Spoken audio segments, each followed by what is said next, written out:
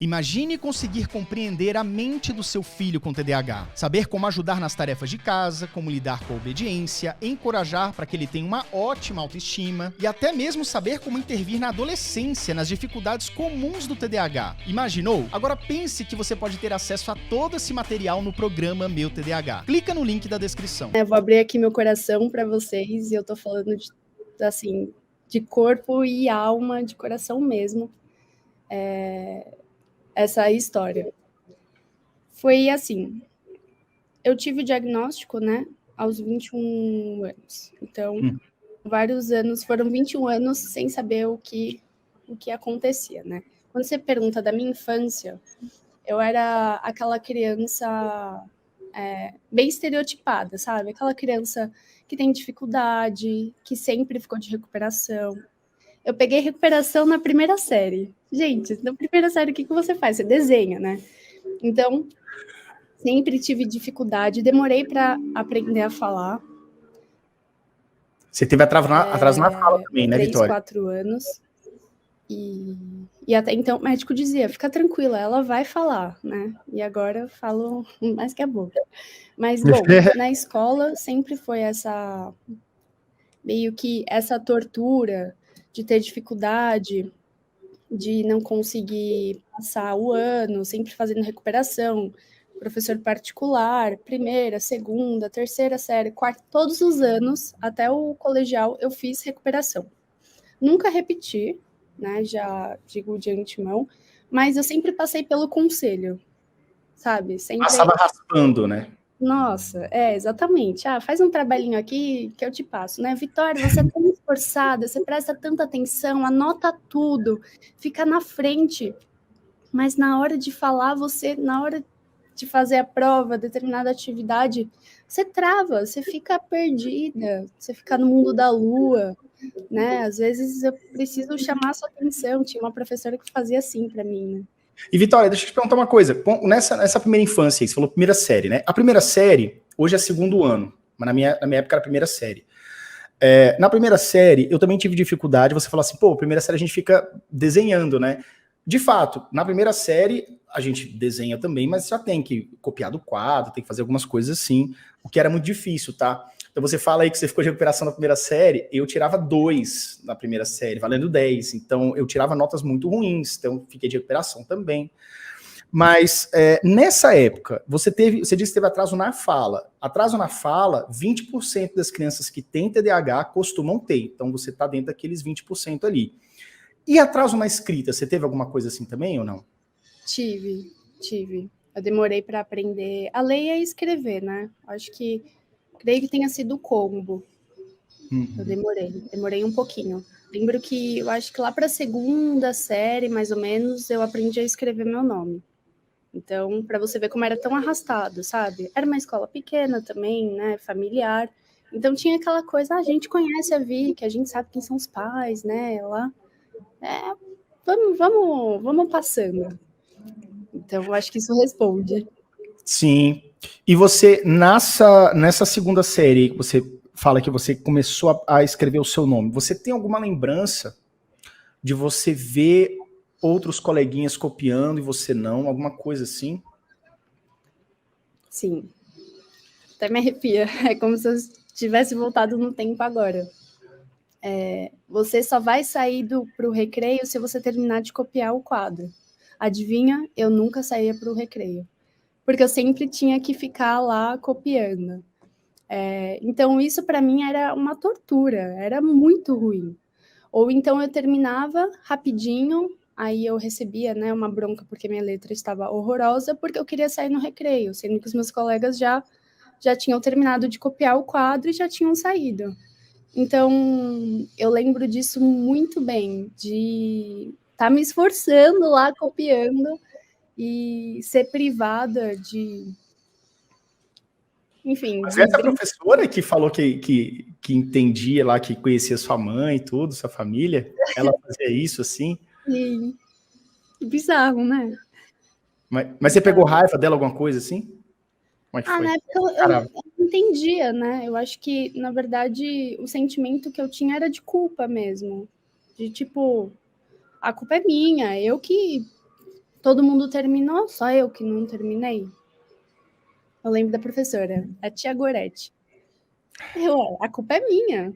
Então, eu que tenho que me esforçar, eu que tenho que fazer mais. Por que eu tô demorando, né? Então, meio que era minha punição e eu aceitava aquilo como punição. Eu acreditava que aquilo era bom para mim, né? Porque se a tia Gorete falou, tá falado.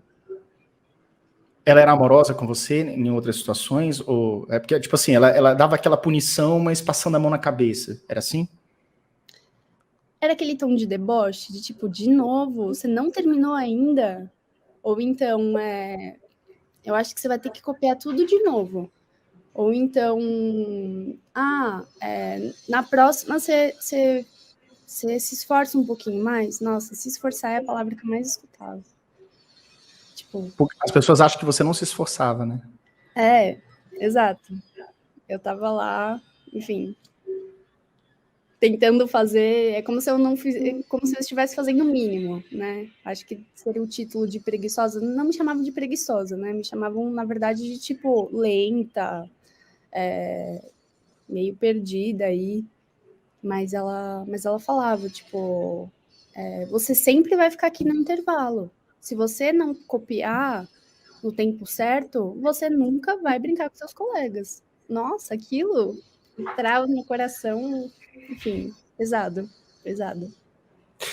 Vitória, as suas palavras, elas entram como uma flecha no meu coração, no coração de todo mundo que está assistindo aí, né? Se alguém se identificou, pô, acontecia comigo também algo assim, coloca aí, por favor, com meu filho também, que tem muitas mães aqui que também estão assistindo. Mas vou te contar uma coisa, eu passei por coisas semelhantes também. Esse negócio de, o Yuri não é esforçado, eu vou falando aqui, mas eu acho que vai voltar a conexão, tá, Vitória? O Yuri não é esforçado, o Yuri ele é preguiçoso. Cara, isso era um estigma terrível. E eu tinha um problema também que eu não conseguia copiar do quadro, de jeito nenhum, né? Não conseguia copiar do quadro, sempre trazia o caderno em branco para casa, sempre trazia. E aí levava bilhetinho e tudo, isso era um problema, né? Então, quando acontecia isso, cara, eu me sentia muito mal, porque, na verdade, parecia que a professora falava somente para mim isso. Isso era um recado somente para mim. Eu que era o único culpado ali, entendeu? Eu era o único errado ali de toda a turma, né? E acabava levando esse... Você sentia culpa também. Isso, terrível, terrível. Culpa sempre, entendeu? Então, assim, e o merecimento da privação. Uma coisa também é o seguinte, a minha letra sempre foi ruim, ela é terrível até hoje. E eu descobri depois de adulto, embora eu tenha sido diagnosticado aos 7 anos com a disgrafia, eu só descobri adulto, relendo meus papéis amarelos, que minha mãe ela guarda tudo, né? Meus laudos, meus primeiros laudos. E eu descobri que eu tinha disgrafia. Então, cara, eu tinha disgrafia. Eu jamais ia conseguir copiar como o meu colega do lado. Entende? Então, olha só que loucura. Então, voltou agora a sua imagem, Vitória. Eu tava nesse blá blá blá aqui para voltar a sua imagem. Mas olha só que doido, cara. Então, eu pergunto para você, você tinha alguma coisa, alguma comorbidade, assim, você tinha alguma dificuldade com escrita? Como é que era isso? Então, não diria uma disgrafia, por exemplo, não chegaria a isso, mas essa coisa de ser bastante lenta, de não conseguir escrever, sempre errava, nossa, confundia demais. SS, tio, o M no final. Aí já começava português, né? Gramática. Uhum. Era o terror. Entendi. O terror. E aí, bom, e aí você não teve nada, nenhum laudo, nem nada, mas e como é que foi, assim, na sua adolescência? Você aprendeu a escrever lá na 2ª série, que seria mais ou menos o 3º ano hoje, e como é que foi esse processo de você ficou nessa escola há quanto tempo? Eu fiquei o fundamental inteiro. Eu fiquei até a 8ª série, 9º ano, né? Hoje?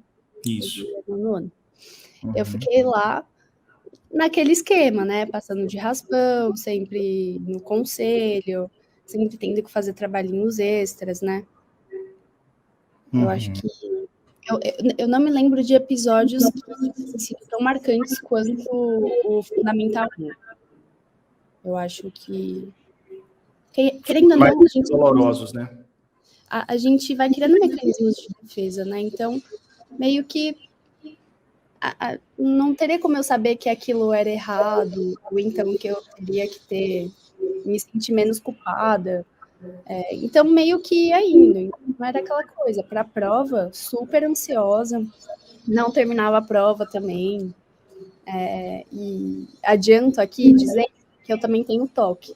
Né? O TOC eu fui diagnosticada aos 13 anos. Uhum. Então, era um caos, porque eu tinha uma necessidade de ficar contando as letras, e eu gostava de número par, e se não desse número par, eu tinha que recontar tudo de novo. Então, eu nunca de matemática. Nossa, matemática era... Nossa, fiz recuperação, gente,